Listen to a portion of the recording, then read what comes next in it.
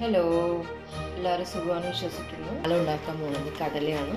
അപ്പോൾ നമുക്കൊന്ന് കടല ഒന്ന് വെള്ളത്തിനകത്തിട്ട് സോക്ക് ചെയ്ത് വയ്ക്കും. പിന്നെ കുറച്ച് കടല വെച്ചിട്ടുണ്ട്, വെള്ളം ഒഴിച്ച് നന്നായിട്ട് മൂടി വയ്ക്കുക.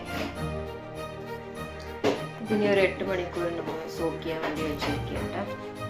പിന്നലെ കടല ഒന്ന് വെള്ളത്തിനകത്തോട്ട് വെച്ചാൽ നന്നായിട്ട് ഇതായിട്ടുണ്ട്. ഈ കടല സാധാരണ കേരളത്തിൽ അധികം ഉപയോഗിക്കാറില്ല, കുറച്ച് ആൾക്കാരെ ഇത് ഉപയോഗിക്കാറുള്ളൂ. ഇപ്പോൾ നോർത്ത് ഇന്ത്യൻസ് ഈ കടല കൂടുതലും ഉപയോഗിക്കുന്നത്. പക്ഷെ നല്ല പ്രോട്ടീൻ കേട്ടോ, നല്ല പ്രോട്ടീനുള്ള കടലയാണത്, പിള്ളേർക്കും നല്ലതാണ്. കടല ഇടയ്ക്കൊന്ന് ട്രൈ ചെയ്ത് നോക്കാമെന്ന് വിചാരിച്ചു. പക്ഷെ ഇത് ഞാൻ ട്രൈ ചെയ്തിട്ടുണ്ട്, നന്നായിട്ട് കുക്കറിനകത്തോട്ട് നമുക്ക് ഇടാം. കടല കുക്കറിനകത്തോട്ട് ഇട്ട് നമുക്ക് ഒരു ഗ്ലാസ് വെള്ളം ഒഴിച്ചു കൊടുക്കാം. അത് ഒഴിക്കും, വെള്ളം അധികം ആവശ്യമില്ല. പെട്ടെന്ന് വേവുന്ന കടലയാണ്, മറ്റേ കടല പോലെയല്ല. മറ്റേ കടല അറ്റ്ലീസ്റ്റ് ഒരു 5-6 വിസിലിങ് വേണം. ഇതിന് അത്ര വിസിലിൻ്റെ ആവശ്യമില്ല, ഒരു 3 വിസിൽ വെച്ചാൽ മതി. കുറച്ച് ഉപ്പും കൂടി ഇടാം. കണ്ടമാനം വിസിൽ കൂടിക്കഴിഞ്ഞാൽ വെന്ത് ഉടഞ്ഞു പോകും. കണ്ടമാനം നോക്കി വയ്ക്കും. ഞാനിപ്പോൾ എടുത്തേക്കുന്നത് ഒരു സവാള, തക്കാളി, ഒരു ചെറിയ കഷ്ണം ഇഞ്ചി, ഒരു 5-6 വെളുത്തുള്ളി എടുത്തിട്ട് നമുക്കൊന്ന് ക്ലീൻ ചെയ്തെടുക്കാം. ഇതിപ്പോൾ നന്നായി ക്ലീൻ ചെയ്ത് കഴുകി വെച്ചിരിക്കട്ടെ. ഇനി നമുക്കത് അരിഞ്ഞെടുക്കാം. ഈ കറിക്ക് നമ്മൾ സവാള അരിഞ്ഞെടുക്കണ്ട കേട്ടോ. ഒന്ന് മിക്സിനകത്ത് ഇട്ടൊന്ന് ചെറിയൊരു പേസ്റ്റായിട്ട് വേണം എടുക്കാം. ഇനിയിപ്പോൾ ഇതിനകത്തോട്ട് ഇഞ്ചിയും കൂടി ഇട്ട് കൊടുക്കാം. പിന്നെ കുറച്ച് വെളുത്തുള്ളി നമ്മൾ ക്ലീൻ ചെയ്ത് വെളുത്തുള്ളിയും കൂടി ഇട്ട് കൊടുക്കാം. അതും കൂടി ഒന്ന് പേസ്റ്റ് ആക്കി.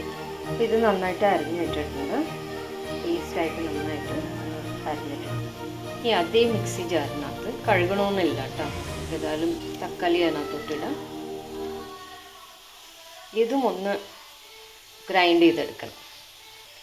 അപ്പോൾ ഇതുണ്ട്, ഇത് നന്നായിട്ടൊന്ന് ഒത്തിരി അങ്ങ് പേസ്റ്റായിട്ടില്ല, എന്നാലും ഒന്ന് പേസ്റ്റായി കിട്ടിയിട്ട് ഈ ഒരു പാകത്തിന് തക്കാളി ഒന്ന് അടിച്ചെടുത്താൽ മതിയേ. അങ്ങനെ നമുക്ക് ഇത് വെന്ത് കഴിഞ്ഞു. നമുക്കൊന്ന് കുക്കർ തുറന്ന് നോക്കാം.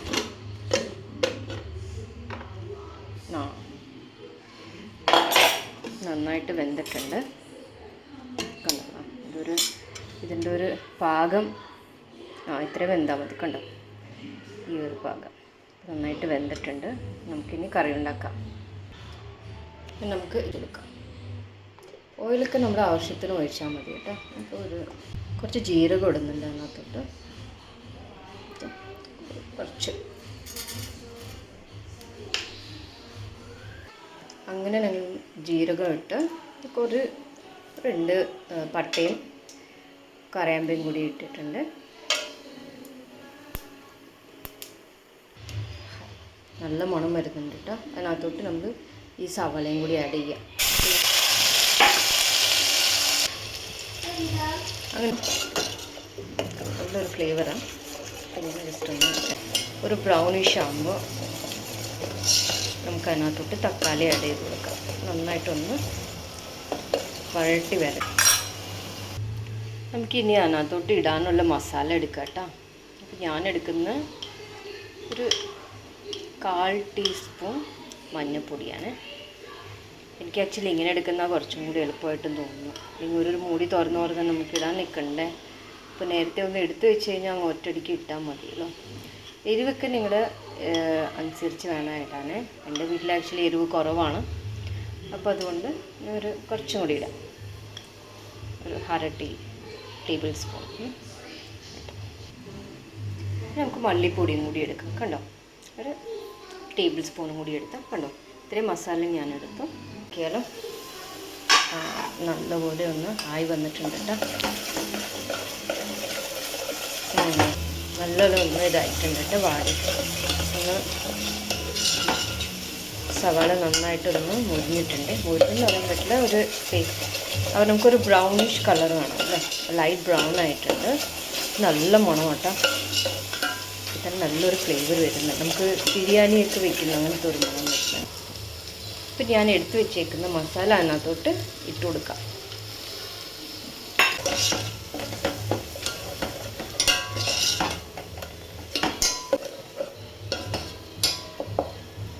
രണ്ട് മിനിറ്റത്തേക്ക് നമുക്ക് മൂടി ഒന്ന് ക്ലോസ് ചെയ്ത് വയ്ക്കാം. പാത്രം ഒന്ന് ക്ലോസ് ചെയ്ത് വയ്ക്കാം. നമുക്ക് മൂടി ഒന്ന് തുറന്ന് നോക്കാം കേട്ടോ. മസാലയൊക്കെ ഒന്ന് നന്നായിട്ട് മുരിഞ്ഞ് വന്നിട്ടുണ്ട്. അപ്പോൾ അതിനകത്തോട്ട് നമുക്ക് ഈ തക്കാളി അതിനകത്തോട്ട് ആഡ് ചെയ്ത് കൊടുക്കാം. അങ്ങനെ നമ്മൾ തക്കാളി ഇട്ട് കുറച്ച് മിക്സി ജാറിനകത്ത് കുറച്ച് വെള്ളം ഒഴിച്ചിട്ടുണ്ട്. അപ്പോൾ മസാല അതിനകത്തുള്ള മസാലനകത്ത് തന്നെ വെള്ളം ഒഴിച്ചിട്ടാണ്. അപ്പോൾ മസാല ഒന്നും കളയരുത്.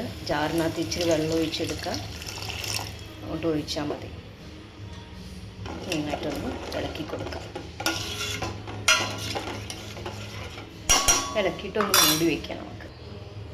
അതിനകത്തോട്ട് കുറച്ച് ഉപ്പും കൂടി ഇട്ട് കൊടുക്കാം. ഞാൻ വേവിച്ചപ്പോൾ കുറച്ച് ഉപ്പ് ഇട്ടായിരുന്നു. പക്ഷേ ഇതൊന്ന് ഒരു ഇച്ചിരി കൂടി ഉപ്പ് ഇട്ട് കൊടുക്കാം. ഉപ്പ് കൂടി പോകരുത്. ഉപ്പ് കൂടി പോയാൽ നമുക്കൊന്നും ചെയ്യാൻ പറ്റില്ല. അപ്പോൾ ഇടുമ്പോൾ നോക്കിയിടുക. കുറച്ച് ഇട്ടാൽ മതി. പിന്നെ വേണമെങ്കിലും ഇടാം നമുക്ക് ഉപ്പ് ടേസ്റ്റ് ചെയ്തിട്ട്. ഇനി ഞാൻ ചെയ്യാൻ പോകുന്നത് ഒരു സൂത്രം പരിപാടിയാണ്. ഈ കറിക്ക് കുറച്ച് കട്ടി കൂട്ടാൻ വേണ്ടിയിട്ട് കേട്ടോ.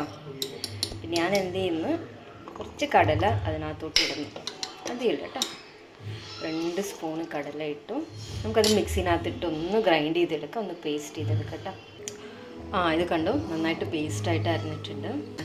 തേങ്ങയുടെ ആവശ്യമില്ല, ആദ്യം ഓയിലിൻ്റെ ആവശ്യമില്ല. അങ്ങനെ നമ്മുടെ കറി നന്നായിട്ടൊന്ന് ഇതായിട്ടുണ്ട് കേട്ടോ. അപ്പോൾ അതിനകത്ത് നമുക്ക് കടല ആഡ് ചെയ്യാം.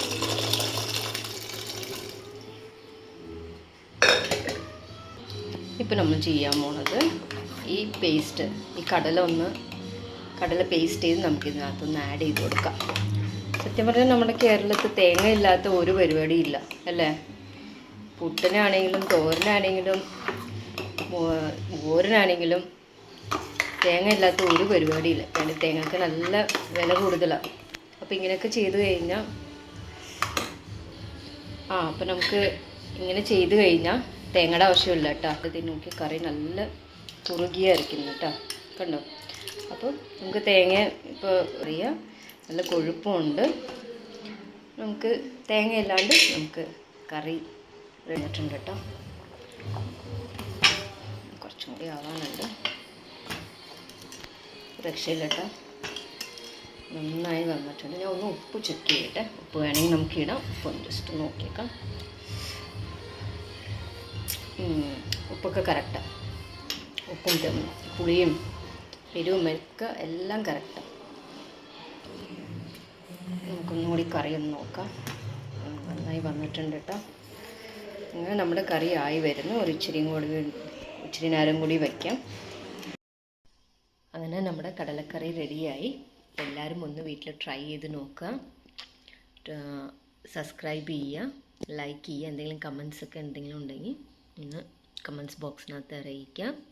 പുതിയൊരു റെസിപ്പി ആയിട്ട് വരാം. Okay, thank you.